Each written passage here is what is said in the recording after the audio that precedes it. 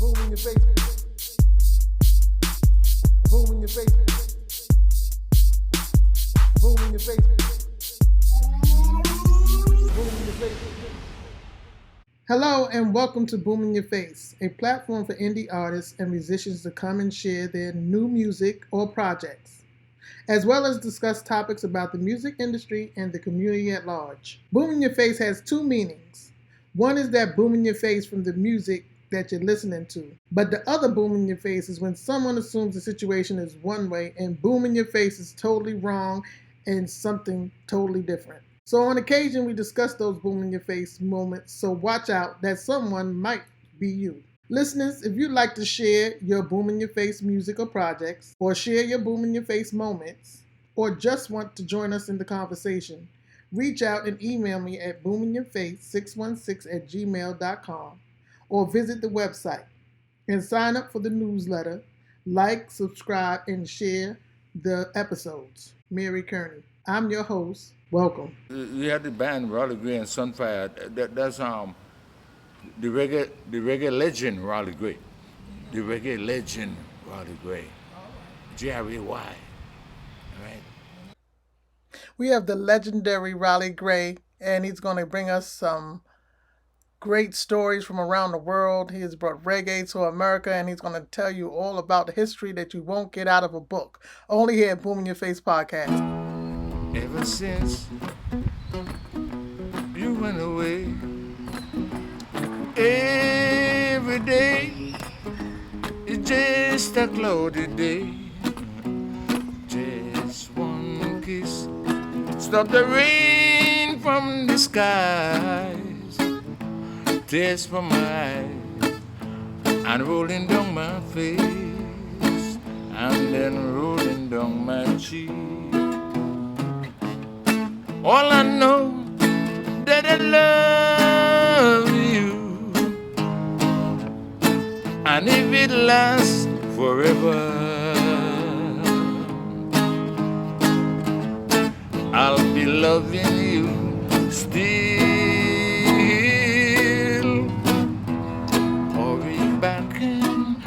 Sun. You are my one and only one.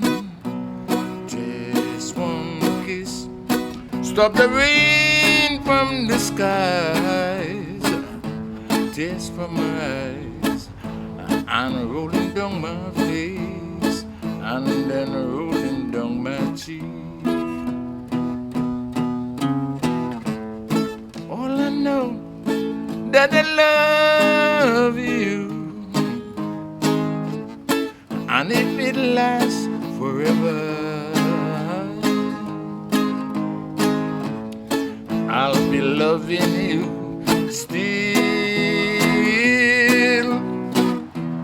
Hurry back and bring the sun. You are my one and only one. Stop the rain from the skies. Tears in my eyes, rolling down my face, and then rolling down my cheek. Alright, alright, yeah. Alright, alright.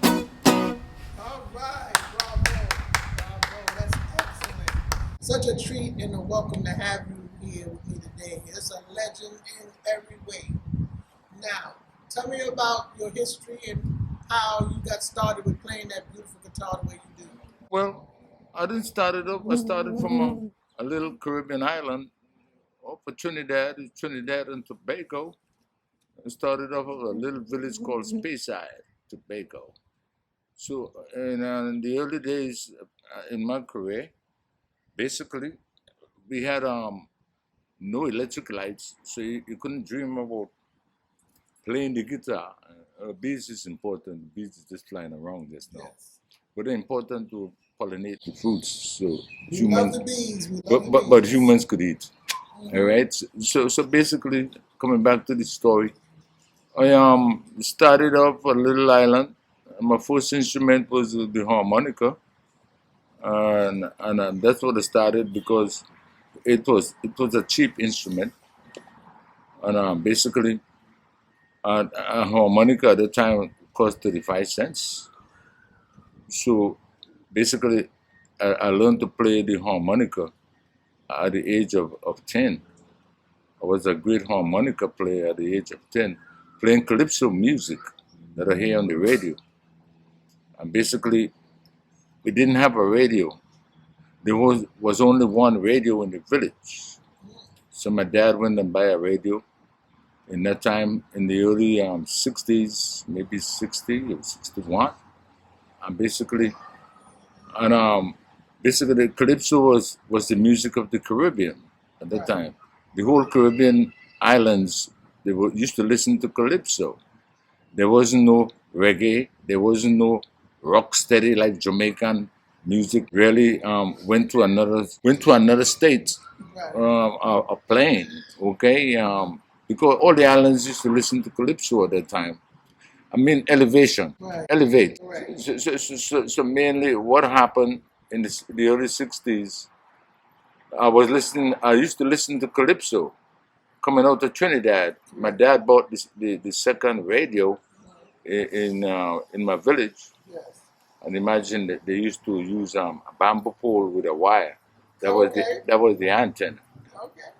So they used to broadcast live from the calypso tent when I was 10 years old. Right. So they used to wake me up at 9 o'clock Uh-huh. to listen to the calypso that coming from Trinidad, direct from the calypso tent in Right. Trinidad. That's how I used to listen to all the singing and get me very excited with the calypso music. Right. I was raised on calypso. My father's from St. Vincent. Okay, so it's calypso music with the old singers like Lord Christo, Mighty Sparrow, Right. Lord Kitchener. Lord Kitchener wasn't on the scene at the time. I listened to all the Growling Tiger and the Roaring Lion. It's Calypsonian, Okay. basically. And those are innovators who really influence to want to do this calypso music. Right. So by the time I get carnival time, I was in high school. I played the harmonica, and that wasn't my main instrument, but Right. the harmonica was available and it was cheap. So with a musical, come from a musical family, which my grandfather used to conduct the village choir. My mother was the best singer in the whole neighborhood. Okay, so that's where your singing comes in. So that's where my vocals maybe That's comes right. in. Mm-hmm. So at an early age, so maybe 8, they used to have something they call the cantata. Okay. Cantata is different different choruses and choirs that come from other villages to Right. compete. So they come into my little village space I had with the village choir.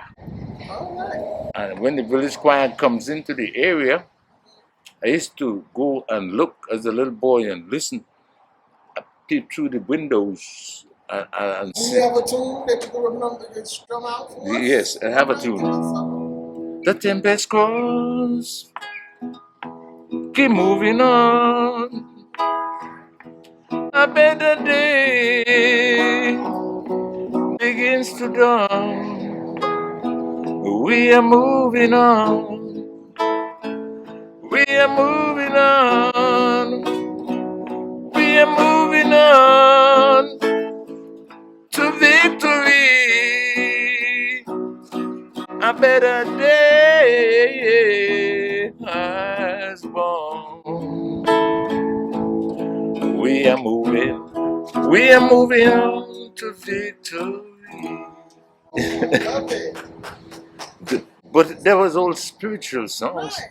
Okay. and my mom would take a solo, and she'd go crazy on the solo. And in them days, the men in the village they would spray her with money, Okay. like in Africa when you sing and people throw dollars on you. Correct. They call it spraying. They'll come and they would spray her with dollars. And I looked at that and said, what an influence Right. that she had on me.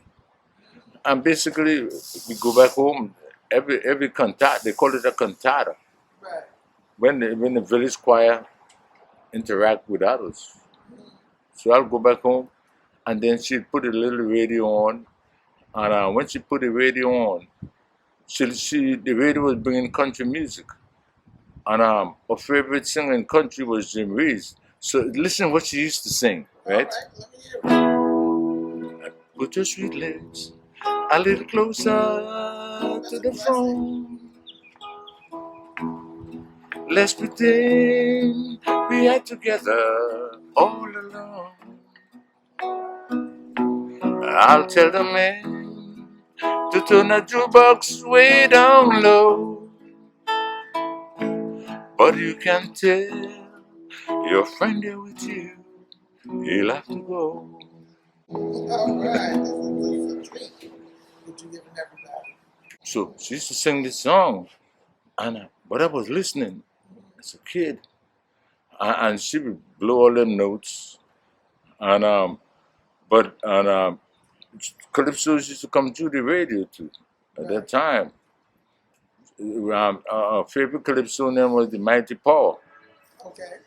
So she sing the Mighty Power song, she sing Jim Reeves, and she's always sing some hymns. And basically now, when I get to the age of 15, Right. I realized my dream. I got to go to Trinidad to sing calypso. Okay. So you left at 15 and went to Trinidad? So before that, before I went to Trinidad at 15, they had a show called Scouting for Talent.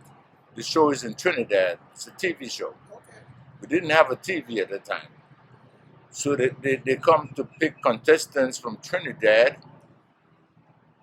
from Tobago to go to Trinidad to do this TV show. Right.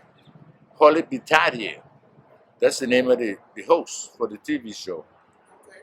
So basically, what I did, a school teacher, I was playing the harmonica, put some guys together, and one guy playing a harmonica, I did the other. And we went to audition to get in Scouting for Talent, and we were selected. So that was the first plane ride I ever ride on an airplane to go to Trinidad. With the propellers. Propeller plane. That's right. Tell the truth, because I know, I remember going to the Caribbean. You had to get on the So propeller plane. it was a propeller plane, Yes. basically. And I went and we stayed at a hotel called the Britnell Hotel. Oh, okay. Fancy. Oh my God, I'm first time I'm staying in a hotel at age 15. But the talent was there, Right. okay? So we went in the TV show. I didn't win the first prize. We came third. And they give us a bottle of old oak rum. Like teenagers want to drink some rum. Right. So we went back to Tobago. By the time That's strong rum you're talking. strong rum, old oak rum. So by the time I went back to the airport, I was recognized by people who said, "Oh, you was on Scouting for Talent last night." I said, so you know what happened after that? Okay, I went back and I was restless. I get back to Space Island. Okay. So I decided I had to go to Trinidad to sing calypso. Forget the harmonica. So by the time I went, about to go to Trinidad, Right. so my dad said, "Why you want to go to Trinidad?" They had a carnival in 1965. I listened to calypsos who won the Calypso King in 1964, the Mighty Bomber. In 1965, I want to go to Trinidad. Right. But my dad says, "Why you want to go to Trinidad?" He said, "You're not going to Trinidad." My grandmother said, you got to cut down some land, some trees, and go and plant bananas." And I told her, I said, "Look, I know I have some talent." She said, "What, you got some talent?" She couldn't pronounce the word talent. She said, "You have talent," she said. I said, "Yes." I said, "It's talent, not talents." Oh, now you're trying to correct them. I corrected her. I said, "It's not talents, it's talent." So I decided I have to go to Trinidad. how to fulfill this dream that I have. So basically, the ferry costs $3. So I had to hustle $3. My dad says he's not giving me no money to go to Trinidad. So my mom said, if you want to pursue the dream, it's up to you. But my dad said, no money. No money you was getting. No money, you got to stay here. We're going to cut down some trees and plant some bananas and yucca root. Okay? Oh, I love you. Okay, so we got to plant some yucca root. So basically, I hustled $3 from my grandmother's brother, Right. $3.50. I buy the ticket and I have one bag, and the other bag with some green bananas and African yam. That was my food to go to Trinidad There you go. with 2 long pants and 2 shorts And you better go off that way. and 2 drawers on. But you learn how to make it work. I'm chasing a dream with some green bananas in a bag and 2 long pants and 2 short pants. And here I land in Trinidad. When I land in Trinidad, the taxi from the docks Yes. was a quarter. Mm. So I took the quarter Mm-hmm.